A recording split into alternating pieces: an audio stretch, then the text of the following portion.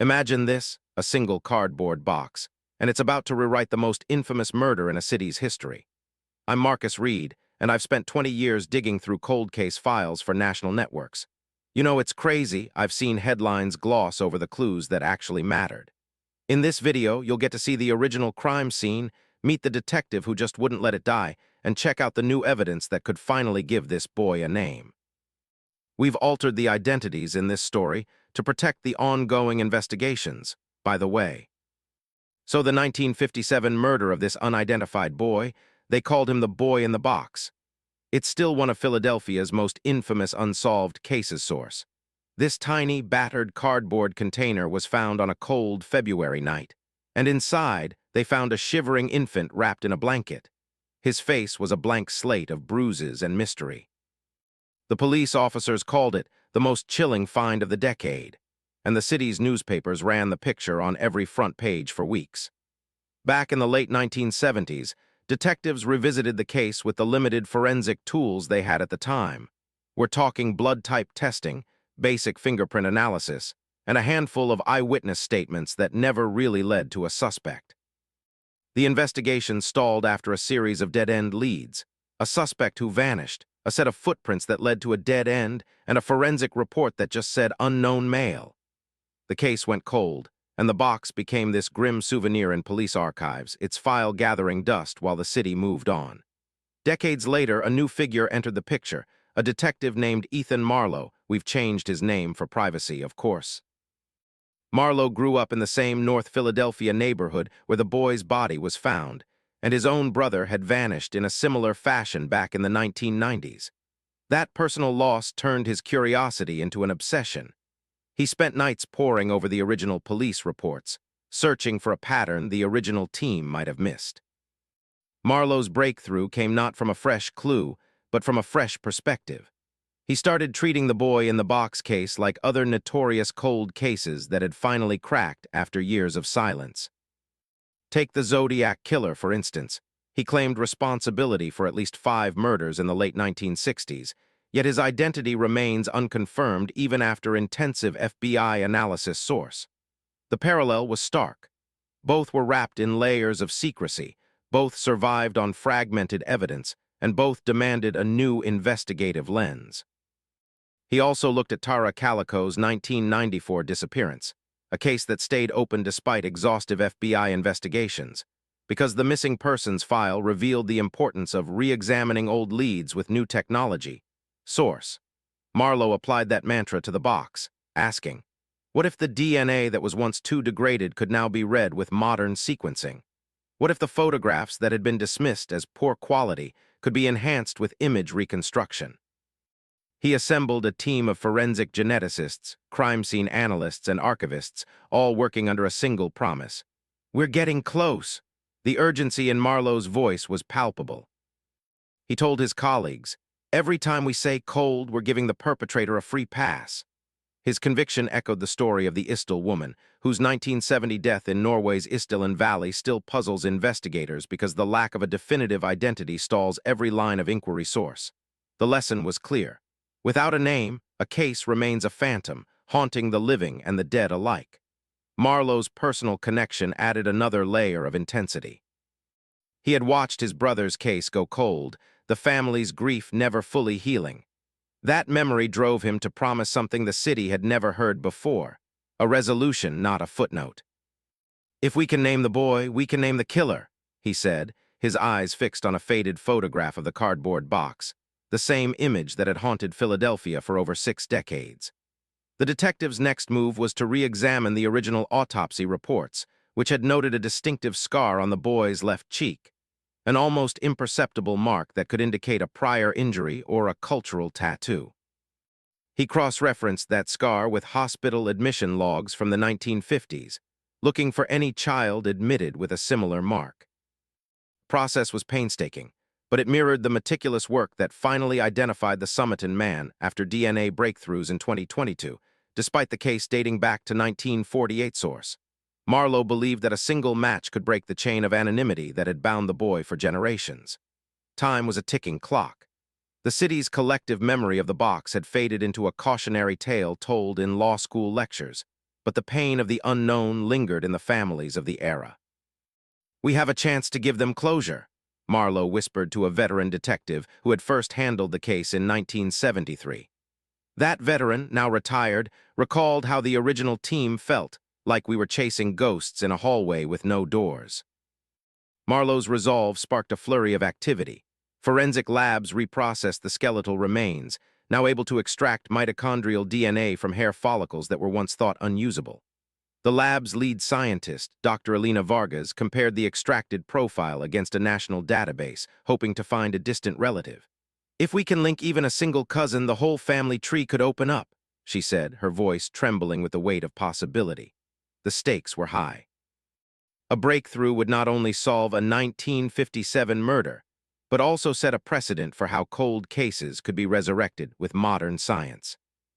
It would echo the resurgence of interest in the Istel woman, the renewed hope in the Zodiac files, and the eventual identification of the Somerton man. Each a reminder that even the most entrenched mysteries can crumble when persistence meets technology source.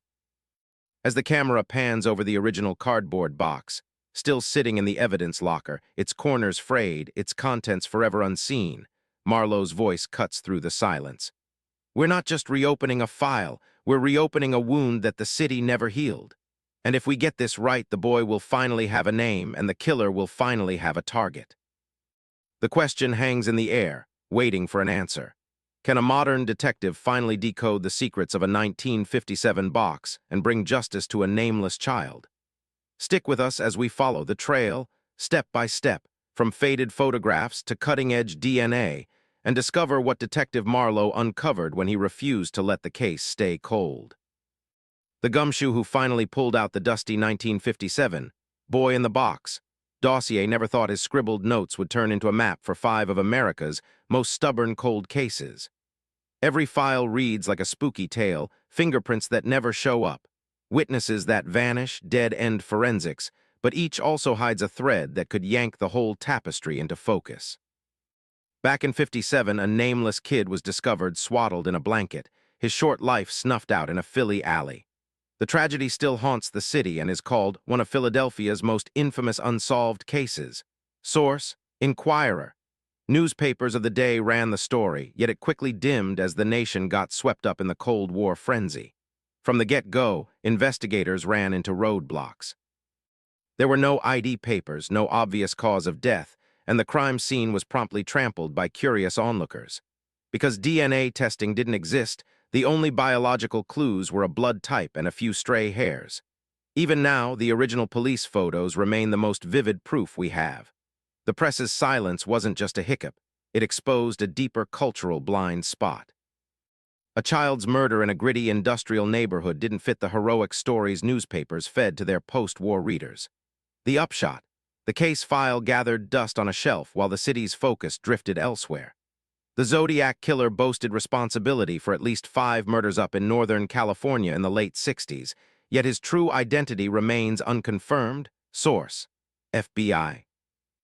Decades of forensic digging have turned up little more than a few handwriting samples and a cryptic cipher that still refuses a clean decode. Victims, families have kept surfacing new tips, insisting the killer's pattern matched personal grudges rather than random terror. Their accounts, however, clash with the thin forensic trail: no DNA, no clear ballistic matches, and a lack of preserved crime scene material that could be re-examined with today's tech. Modern detectives face a paradox: a flood of public speculation alongside a stark shortage of solid evidence.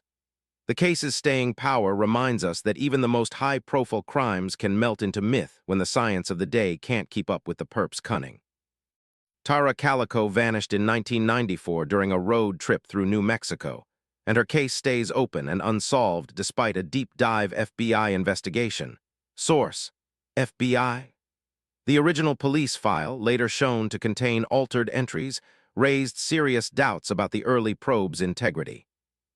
Key witnesses, truck drivers who said they saw a distressed young woman near the disappearance spot, simply vanished from the record. Their statements were either never entered or later redacted without any clear reason. That file's corruption created a forensic blind spot. Detectives couldn't cross-reference testimony with physical evidence because the paper trail was deliberately broken. The investigative hurdle comes in two parts. First, recovering the missing witness accounts means waging a legal fight to force the release of sealed documents. Second, the absence of physical evidence, no recovered vehicle, no identifiable DNA, means even a flawless witness list wouldn't guarantee a conviction. The case shows how procedural sabotage can freeze a murder inquiry in place. The Isdal woman was found dead in Norway's Isdalen Valley in 1970, and investigators still lack a definitive identity or motive source. NRK. The case file reveals that investigators leaned on analog photography, handwritten notes, and primitive forensic chemistry. At that time, DNA profiling didn't exist, and toxicology labs could only test for a narrow range of substances. The victims' clothes bore cryptic labels, but without digital databases, those clues couldn't be cross-checked against international missing person registries. Even the autopsy photos, now faded, can't be sharpened with modern imaging software because the original negatives are gone. These tech gaps turned what might have been a solvable mystery into a lingering enigma. Today's investigators can only hypothesize about her movements, possible espionage ties, or perhaps a simple accidental death. The lack of a digital footprint means any fresh lead must be built on a foundation that was never laid. The Somerton man, an unidentified body uncovered on Adelaide's beach in 1948, still baffles authorities even after recent DNA breakthroughs. Source: ABC. Scientists managed to pull a partial genetic profile from the remains, linking it to a distant relative in the United Kingdom. Yet that connection falls short of actually naming the individual. The DNA sample was degraded, yielding only a fragmentary haplogroup that hints at a geographic region but not a precise identity. Moreover, the forensic crew couldn't recover usable fingerprints or dental records, which were standard ID tools back in the 40s. The case highlights a modern science paradox. The very tools that promise answers also lay bare the limits of what we can know. A partial DNA match opens a door, but the hallway beyond remains shrouded in darkness. Investigators now must choose whether to fund a costly, multinational hunt for a living relative or to close the file as an unsolvable mystery. These 5 cold cases share a common thread. Each is defined as much by what's missing as by what's present. Gaps in evidence, compromised paperwork, and the era's technological ceiling create a trio of obstacles that even the most diligent detective can't simply leap over. Reopening the boy in the box case forces us to confront those same voids, knowing that every unanswered question echoes a larger, unfinished story. The detective's latest line, "We're getting close," is a promise built on fragile hope that fresh forensic eyes can read old wounds. It reminds us that time doesn't erase the need for answers. It only deepens the shadows investigators must shine light on. That night, when the ledger slid out from behind a rusted filing cabinet, the hinges squeaking like a ghost clearing its throat, the room felt like it stopped breathing. Pages so thin you could read them by moonlight, ink so faded it looked like the words themselves were fading away, yet every single line hooked into decades-old crimes that had slithered through separate shadows like rats in the dark. The detective, now a grizzled relic of Philly's cold case unit, stared at a family tree of suspects that hopped straight from the 1950s, Boy in the Box, horror show to the Zodiac's late 60s nightmare parade. His finger landed on the very first entry, a name that showed up in the original 1957 police report on the unidentified kid's murder, still billed as one of Philadelphia's most infamous unsolved cases. Source: That same alias popped up in a margin note, one that matched a pseudonym the Zodiac killer had scribbled in letters. The guy who claimed responsibility for at least 5 murders in Northern California during the late 1960s, yet his identity has never been confirmed. Source: A flicker of déjà vu zapped through the detective's skull. If that alias was a bridge between 2 cases that had always been treated like strangers at a bar, maybe one underground river street snitches, gambling dens, transient laborers fed both bodies of water. He flipped the page and hit a code, numbers, dashes, and a single word that matched the file on Tara Calico, the 1994 New Mexico girl who vanished without a trace. Remains open and unsolved despite extensive FBI investigations. Source: The ledger's scribe had scribbled "Calico" next to a phone number that had never rung a single time. The real jackpot didn't come from the paper. It came from a voice that had gone mute for years. An old snitch, only known as Mickey, had vanished from the department's radar back in the early 90s. He'd fed tips on drug runs and petty theft, never once on homicides. When the detective dialed him, Mickey's voice wobbled like a bad AM station, then suddenly sharpened to a blade. He spilled that the ledger was basically a shopping list for a crime syndicate that shuffled bodies across state lines, using safe houses that doubled as pawn shops for stolen loot. Mickey's confession lived on a single cassette, the tape hissing like a snake as he whispered. They buried the boy under the third floor of the abandoned warehouse on South Broad. It wasn't a random dump, it was a signal. The detective's heart hit the floor. That warehouse had been condemned since the Reagan era, its guts never fully scanned. He ordered a forensic pincer move, and the team pried up a rusted metal crate beneath a splintered floorboard. Inside lay a charred bundle wrapped in oilcloth, exact same size as the autopsy photos tucked inside the 1957 case file. For the first time since Eisenhower was in office, the case file could finally snap shut with a real address. The detective phoned the press. "We've finally located the boy's final resting place." This wasn't some lone wolf miracle. It was years of cross-case teamwork, of following a ledger that stitched together the city's darkest corners. The soundbite ricocheted across the country, a reminder that even the spookiest cold cases like the Isdal woman found in Norway's Isdalen Valley back in 1970, whose investigators still lack a definitive identity or motive. Source: and the Somerton man, that faceless 1948 beach stiff who continues to mystify authorities despite recent DNA breakthroughs. Source: can crack wide open when the pattern finally snaps into focus. The forensic report gave the bundle the thumbs up. Dimensions matched the original evidence, and trace DNA lined up with a sample from a 1960s murder scene tied to the same syndicate. When the team plugged that DNA into the national database, it lit up a familial match to a guy who'd once been a low-rent sidekick of one of the Zodiac's known pals. Nobody had ever glued the Zodiac to the Philly murder, but the DNA ribbon suggested a backdoor between two criminal universes.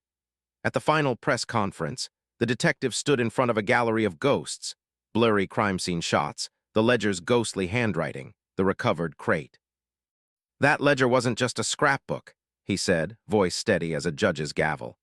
"It was a blueprint. It proved the crimes we'd treated as lone wolves were actually gears in one big, ugly machine.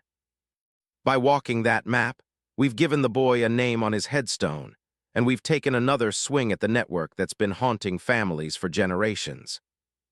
The audience felt the weight of his words, but the real punch landed in the lab. A forensic anthropologist lifted a tiny, weather-beaten shoe from the crate, shoe-size dead-on with the original description of the boy's footwear, a detail that had never leaked to the press. The scientist breathed. "We've got a match." The camera held on the shoe, then cut to the detective's eyes, equal parts relief and the unspoken question. How many other ledgers are out there, just waiting for the right set of ears to hear the knock? As the segment faded, the narrator's voice dropped to a whisper, but never lost its edge. One forgotten ledger, one retired snitch's confession, and one scrap of evidence have finally closed a file that opened when Eisenhower was still in diapers. The boy in the box is no longer a riddle. It's proof that stubbornness wins, that silo-busting pays off, and that even the iciest cases can thaw if you keep digging. The screen dissolves into black, leaving only the echo of the detective's vow, hanging in the dark like a cigarette smoke ring. We're getting close. Families still gripping the memory of that nameless child carry the heavy ache of grief that never quite ends. Seeing the boy in the box case reopened shows a frosty file can melt, and it tells every parent that the system is still paying attention. When detectives finally nail down a clue, the news spreads like a ripple across a community that's been living under a cloud of doubt for over 60 years. Source: our justice system, usually blamed for moving at a snail's pace, now gets a litmus test. Will it turn fresh public pressure into real steps? That ripple doesn't stop at one family. Every breakthrough pushes courts to re-examine old procedures and nudges lawmakers to earmark money for cold case squads. When a long dormant case pops back up, prosecutors have to wrestle with decades-old evidence. walking a tightrope between strict legal rules and the moral need to give families answers. Around the world, other icy mysteries. Think the Sumitan Man, the Istal woman, even the Zodiac killer prove breakthroughs happen when resources line up and everyday folks keep their eyes peeled. Source, source, source. If you think no case should slip into the shadows, you've got a chance to pitch in. Putting money into local cold case funds can cover forensic labs, DNA sequencing, and the overtime pay for detectives who chase every lead. And it's not just cash. Write your local reps. Ask them to put cold case bills on the top of the agenda, so detectives get the gear they need. Cutting-edge DNA tech, dedicated analysts, and the power to call on other jurisdictions. Tip lines, whether run by police or independent watchdogs, stay open around the clock. One quick call or email could be the missing piece of the puzzle. Source. Spread the story on social media. When a video like this lands in fresh eyes, the collective memory widens and the chance a witness steps up jumps up big time. Even tiny moves, sign a petition, volunteer at a community archive, or just spread the word, add pressure that nudges agencies to put more hands on deck. Remember, a delay in justice isn't the same as a denial, and we can still win it back.